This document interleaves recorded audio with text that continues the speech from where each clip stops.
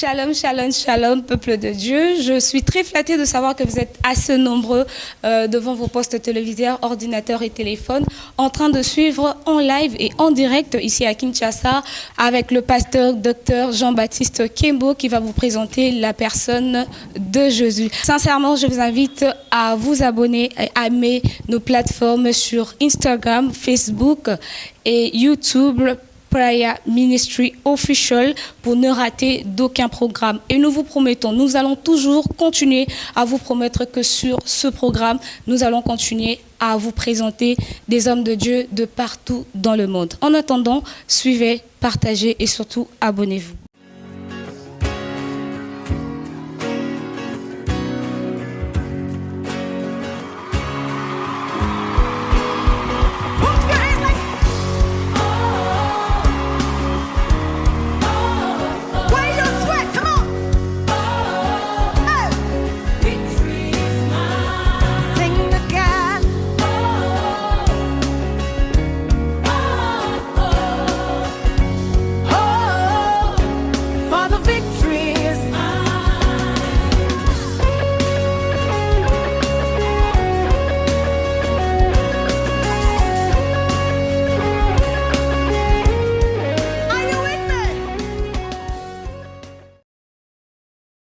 Que le Seigneur Jésus-Christ vous bénisse. C'est un honneur et un grand privilège pour moi de partager la parole de l'Éternel au travers de Prayer Ministry Official. Et je bénis grandement le Seigneur pour la vie de l'homme de Dieu, le révérend Brolé. Et aujourd'hui, nous allons parler sur un thème très intéressant, mais je crois que c'est un thème qui est très large et très vaste, qui pourrait être abordé chacun en sa manière, parce que les Saintes Écritures sont tellement vastes. J'ai l'habitude de dire que la parole de Dieu, la Bible que nous avons entre les mains, au fait, c'est une fraction du rouleau spirituel de la parole de l'Éternel. Et ce rouleau spirituel n'a pas de bord. C'est un rouleau éternel qui n'a pas de limite. Et au travers de la connaissance des Écritures, nous pouvons également expérimenter cette grandeur de la connaissance.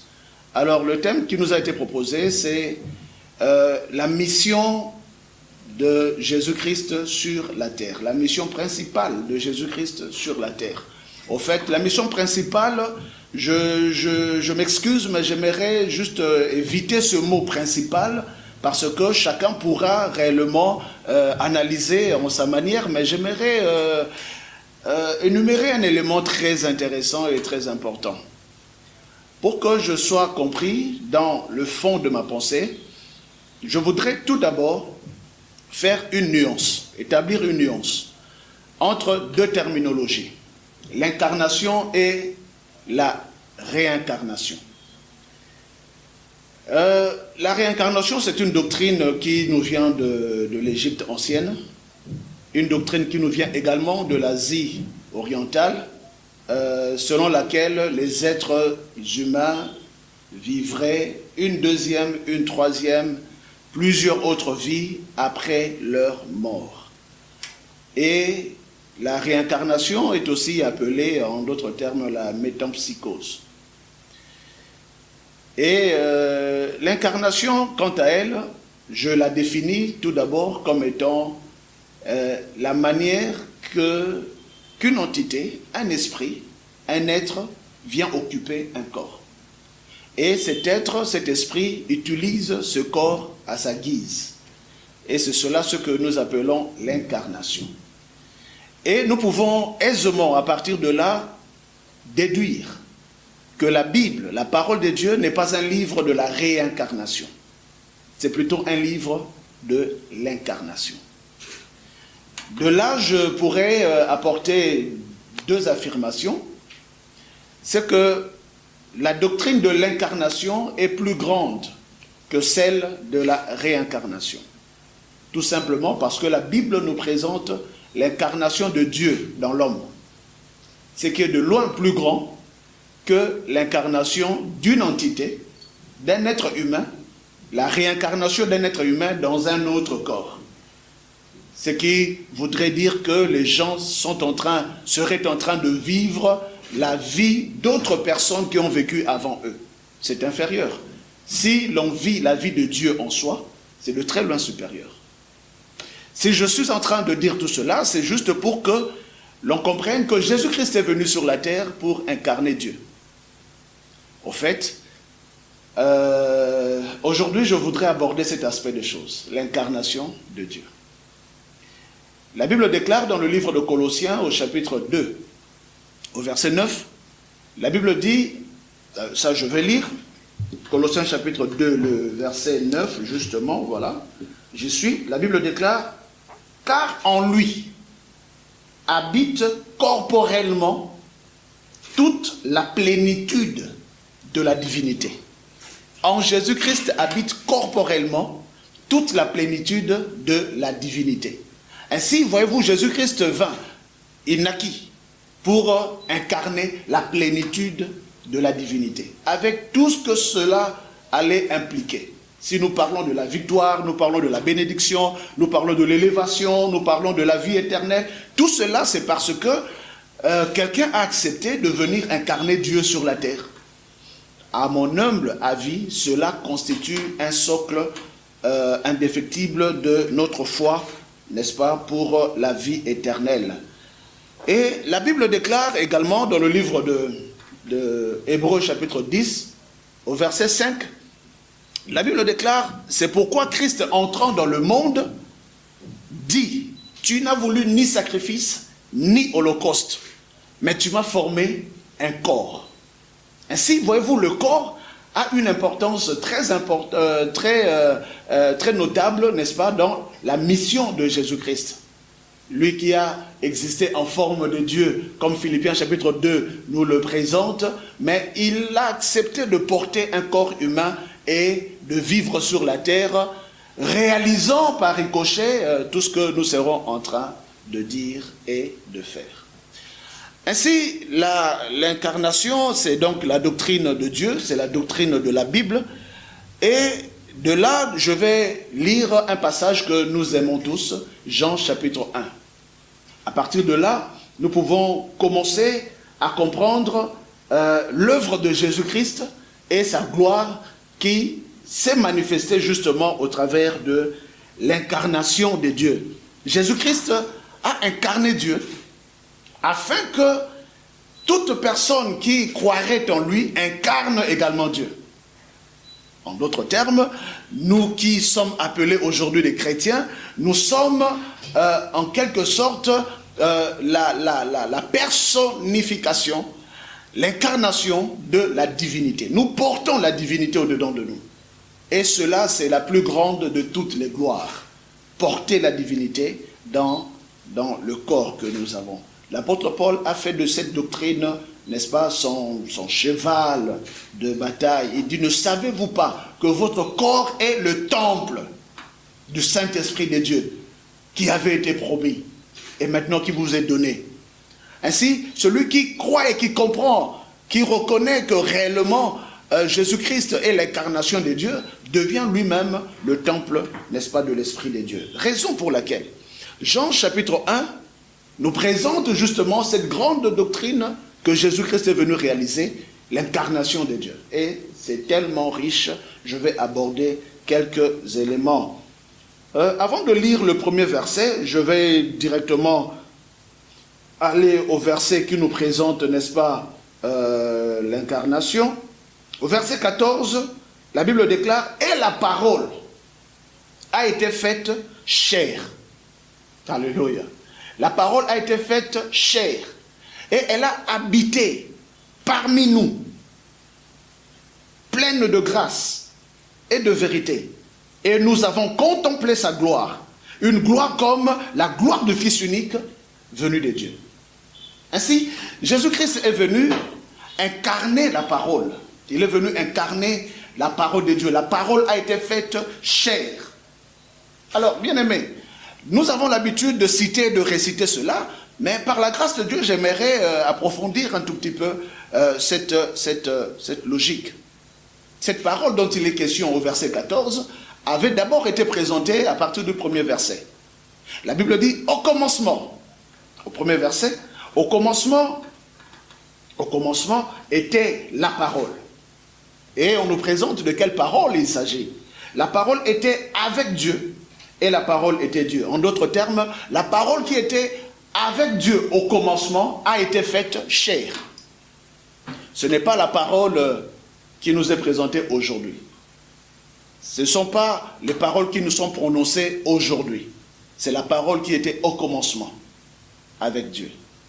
Et en grec, lorsqu'on parle de la parole, on parle de deux éléments. De logos, ce qui veut dire la pensée, ce qui veut dire la logique, ce qui veut dire la parole, parler. Et on parle également du rhéma, ce qui veut dire la parole adressée, la parole personnelle.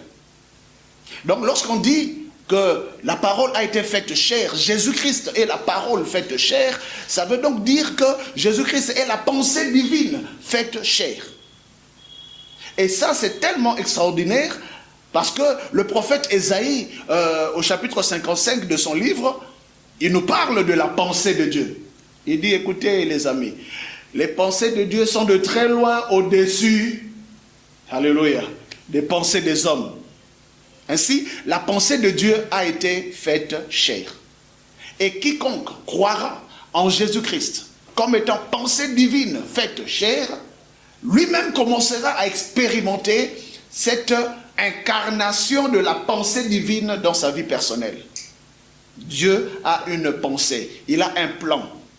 Le Logos, c'est le plan divin. Et le plan divin en Jésus-Christ a été fait chair. Écoutez, nous pouvons avoir des projets dans nos têtes, mais l'idéal serait de se forger selon le plan de Dieu et de laisser le plan de l'Éternel nous forger, nous former, nous formater et nous orienter. Cela ne peut être réalisé que par celui qui est venu incarner justement Dieu. C'est Jésus-Christ de Nazareth. Vous savez, j'aime beaucoup Jésus parce qu'il est l'incarnation du projet divin. Il est l'incarnation du plan divin. En Jésus-Christ, nous vivons le plan de Dieu dans nos vies. Et ça, c'est tellement riche. C'est tellement extraordinaire. Comment cela se réalise? Le verset 2 de Jean, chapitre 1, que nous sommes en train de lire.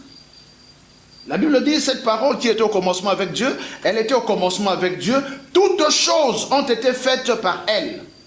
En d'autres termes, la parole est créatrice. Cette parole créatrice a été faite chair. Je suis en train de dire que le Créateur a été fait chair. Alléluia. C'est la raison pour laquelle le Dieu qui nous a créés, le Créateur, il peut également nous récréer. Celui qui croit en Jésus-Christ peut garder encore l'espoir parce que la parole créatrice a été faite chair en Jésus-Christ. Donc, cette parole créatrice peut nous récréer en Jésus-Christ.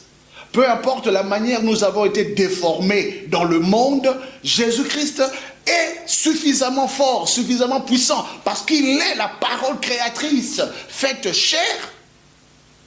Il peut nous façonner à nouveau. Et c'est cela qui forge ma foi. La Bible déclare, rien de ce qui a été fait n'a été fait sans elle. Alléluia. En elle était la vie.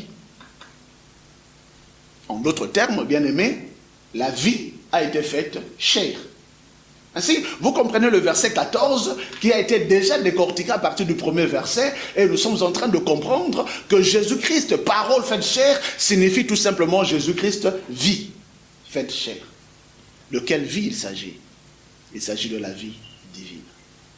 La vie selon Dieu. Jésus-Christ est venu nous apporter la vie.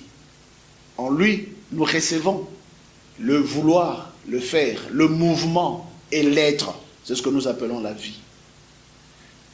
Vous savez, il y a deux grandes formes de vie. Il y a la vie spirituelle et il y a la vie physique ou la vie biologique. Et la vie spirituelle est venue par Jésus-Christ. La vie biologique est venue au travers de nos parents, la naissance, la première naissance. Et Jésus-Christ nous a accordé une deuxième naissance, c'est-à-dire une deuxième vie. Celui qui naît de nouveau reçoit une nouvelle vie. Et recevoir une nouvelle vie signifie que la première vie est en train de disparaître, cesse de fonctionner. Ce qui revient à dire, en Jésus-Christ, nous fonctionnons comme des divins, comme des dieux. Parce que la vie céleste, la vie divine, est une vie de Dieu. Une vie qui fonctionne avec les fonctionnalités et les modalités de Dieu. Si je parle comme un Dieu. Si je prie comme un Dieu. Tout ce que je le ferai comme un Dieu. Tout ce que nous ferons en tant qu'enfants de Dieu, en Jésus-Christ. Jean chapitre 10, Jésus-Christ est en train d'enseigner, il dit, il est écrit, vous êtes des dieux. Pourquoi? Parce que vous avez reçu en lui la vie divine. Jean chapitre 10 déclare, en elle était la vie. Et on ne s'arrête pas là. Et la vie était la lumière des hommes. La parole qui a été faite chair, elle est la vie des hommes. Elle est également la lumière des hommes. En d'autres termes, Jésus-Christ est la lumière des hommes au travers de la vie qu'il donne. Cette vie qu'il a incarnée en lui-même pendant 33 ans et demi sur la terre. Et c'est cette vie qu'il accorde à quiconque croira. Cette vie est tout simplement lumière. Bien-aimé dans le Seigneur, la lumière a été faite chair. Pourquoi la lumière a été faite chair? C'est pour que toute chair devienne lumière. Nous sommes la lumière du monde, en Jésus-Christ, qui est la lumière. Nous sommes la lumière du monde. Nous sommes appelés à éclairer. Nous ne sommes pas appelés à vivre comme le monde. Nous sommes appelés à éclairer le monde. La lumière. Nous sommes l'incarnation de la lumière. Et celui qui est l'incarnation de la lumière éclaire même quand il dort. Il éclaire même quand il marche. Il éclaire quand il parle. Il éclaire quand il est silencieux. Il éclaire en tout temps. Nous sommes la lumière du monde. Et la Bible déclare, la lumière luit dans les ténèbres, et les ténèbres ne l'ont point reçue. Alléluia. Et je saute au verset 9. La Bible dit, cette lumière était la véritable lumière qui, en venant dans le monde, éclaire tout homme. Elle était dans le monde, et le monde a été fait par elle.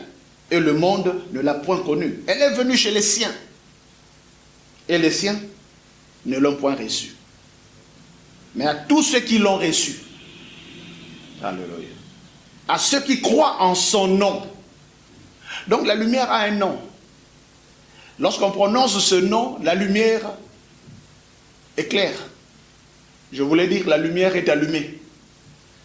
Lorsqu'on prononce ce nom, c'est comme si on appuyait sur l'interrupteur et voilà, la lumière du monde est allumée. Le nom qui nous est présenté à ceux qui l'ont reçu, à ceux qui croient en son nom. En français, on dit, elle a donné le pouvoir de devenir, elle, la parole, elle, la lumière. Elle a donné le pouvoir de devenir enfant de Dieu. Quand on appuie sur ce nom, on reçoit le pouvoir. C'est cela ce que Jésus-Christ est venu nous accorder. Il est venu nous donner l'incarnation. Et cette incarnation, au fait, c'est le pouvoir divin au-dedans de nous. À ceux qui l'ont reçu, elle a donné le pouvoir de devenir enfant de Dieu. Elle a donné le pouvoir. Dans Luc chapitre 10, au verset 17, on nous parle de ce pouvoir. La Bible déclare, voici, je vous ai donné, alléluia, le pouvoir de marcher sur les serpents et les scorpions et sur toute la puissance de l'ennemi et rien ne pourra vous nuire. Pourquoi Jésus est venu? Il est venu justement pour que nous puissions incarner le pouvoir divin au-dedans de nous. Afin que tout ce que nous serons en train de faire soit fait avec le pouvoir divin. Et cela est tellement fort parce que sur la terre des hommes, là où nous sommes, chacun est à la poursuite du pouvoir. D'aucuns chercheraient le pouvoir auprès des hommes, d'autres chercheraient le pouvoir auprès des entités spirituelles autres. Mais voilà, on nous présente le Christ comme étant d'abord la plénitude de la divinité et deuxièmement comme étant le propriétaire du pouvoir. D'ailleurs, parlant de ce pouvoir, il a un nom extraordinaire. Alléluia. Et c'est ce nom que je vais présenter maintenant. Comme il est écrit, mais à tous ceux qui l'ont reçu, à ceux qui croient en son nom, elle a donné le pouvoir de devenir enfants de Dieu. Devenir enfants de Dieu. Dans le livre de Apocalypse, au chapitre 1, c'est celui-là qui se présente. Celui qui est présenté aujourd'hui comme étant la parole, comme étant la vie, comme étant la lumière. Il se présente lui-même. Dans Apocalypse chapitre 1, le verset 8. Il dit, écoutez, moi je suis le commencement. Je suis la fin. En grec on dit, je suis l'alpha et je suis l'oméga. Virgule, je suis le tout-puissant. Ainsi, celui qui est appelé parole de Dieu, il est le tout-puissant. Alléluia. Il est le tout-puissant. Et le tout-puissant, le mot tout-puissant signifie, en d'autres termes, omnipotent. C'est-à-dire celui qui est le propriétaire de toutes les potentialités. Il a toutes les potentialités, omnipotent, tout-puissant. Jésus-Christ, la parole de Dieu est toute puissante. Alléluia. La parole de Dieu est toute puissante. Et Paul est en train de le préciser d'une manière extraordinaire. Dans Romains au chapitre 10, il dit cette parole réside dans nos cœurs, dans nos bouches. C'est cette parole de foi que nous professons, le verset 9 et le verset 10. Bien-aimés dans le Seigneur, la parole qui vient s'incarner au-dedans de nous, comme Jésus-Christ l'a incarné, elle est logée dans nos cœurs. Si nous confessons le Seigneur Jésus-Christ et si nous croyons dans nos cœurs que Dieu l'a ressuscité des morts, bien aimé, cette parole toute puissante commencera à opérer au-delà de toute mesure. Voici, je vous ai donné le pouvoir de marcher sur les serpents et sur les scorpions et sur toute puissance de l'ennemi. C'est ce que nous venons de citer dans Luc chapitre 10 au verset 19. Toute puissance de l'ennemi. En d'autres termes, la parole toute puissante, elle est de très loin supérieure à l'addition de toutes les autres puissances réunies. C'est ce que moi, c'est comme cela je définis la toute puissance. La toute puissance, c'est l'addition, c'est la puissance supérieure à l'addition de toutes les puissances. Et la parole est toute puissante. Bien-aimés dans le Seigneur, vous prenez toutes les bombes des États-Unis et du Japon et de la Chine et de la Grande-Bretagne et de la France, de toutes les puissances, de la Russie. Vous les additionnez et vous les faites exploser au même moment. Mais la salive de Jésus-Christ est de très loin plus puissante que toutes ces bombes réunies. Tout puissant. C'est lui notre Seigneur. C'est lui notre Sauveur. Il s'appelle Jésus-Christ de Nazareth. Il mérite notre adoration parce qu'il est le Tout-Puissant. Il y a des êtres puissants, certes. Il y a des êtres très puissants, certes. Mais il n'y a qu'un seul qui est le Tout-Puissant. C'est Jésus-Christ de Nazareth, l'incarnation de la parole. Et c'est cette parole, incarnée en Jésus, qui vient s'incarner, se loger dans nos cœurs, qui garde la même puissance, la toute-puissance. Si tu crois en la parole de Jésus-Christ, qui est le Tout-Puissant, bien-aimé, aucune force ne pourra te résister. Car il est écrit que tout genou fléchit et toute langue confesse que notre Seigneur Jésus-Christ est réellement Seigneur, parce qu'il est le Tout-Puissant. Il y a des êtres puissants, comme je disais, et il y a des êtres très puissants. Mais il n'y a qu'un seul qui est le Tout-Puissant, Jésus-Christ de Nazareth. J'aimerais prier sur la vie de quelqu'un. Je ne sais pas, pendant que tu es en train d'écouter ce message, tu te rends compte que Jésus-Christ est réellement la solution pour ta vie par rapport à tes différents problèmes. Oui, il est le Tout-Puissant, capable de résoudre tous tes problèmes, capable d'apporter la solution, la lumière Cette lumière qu'il apporte, elle est toute puissante, suffisamment puissante pour débloquer, détourner, anéantir et renverser toutes les forces des ténèbres. Jésus-Christ, la lumière du monde. Je vais prier. Seigneur Jésus, je viens te rendre grâce pour la vie de mon frère et de ma sœur qui vient de suivre ce message.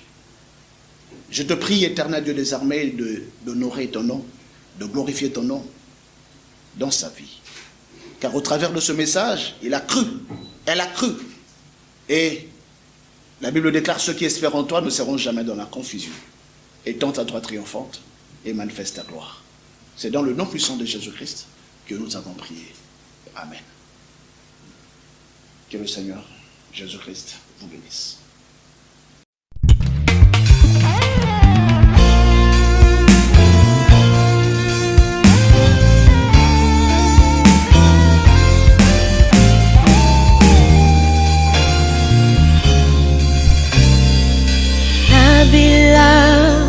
Nabila, Sejela,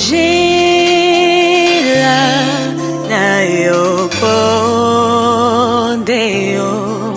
Kolonangai, Natala, Natala, Eku.